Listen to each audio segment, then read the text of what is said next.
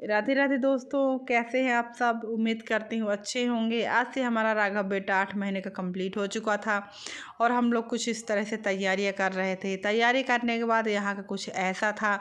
इसके बाद हम उसको कपड़े पहना रहे थे। कपड़े में पहनने में इतना परेशान कर रहा था।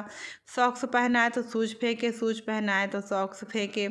बड़ी मुश्किल से तो कैप लगवाया। इतना रोया कि हमको कैप निकालनी पड़ी। कैप निकाल दिए तो वो कुछ खेल रहा था। दोस्तों, अगर हमारी वीडियो आपको अच्छी लगे तो लाइक करें, सब्सक्राइब करें, कमेंट करें और हाँ, ज़्यादा से ज़्यादा शेयर करें। हमारे राघव को सर्दी जुकाम बहुत हो गया था क्योंकि वो कैप बहुत कम लगाता है। तो दोस्तों, अगर आपके घर में छोटे बच्चे हैं तो आप कैप ज़रूर लगा के रखा करिए। कैप और सॉक्स बहुत ज़रूरी है क्योंकि हाथ पैर और सिर से ही बच्चों को ठंड लगती है। इसके बाद हम राघव को फ़ोटो शूट किए। फ़ोटो शूट करने के बाद यहाँ की कुछ इस तरह से हालत थी। वो अपनी दीदी के साथ खेल रहा था। राधे राधे।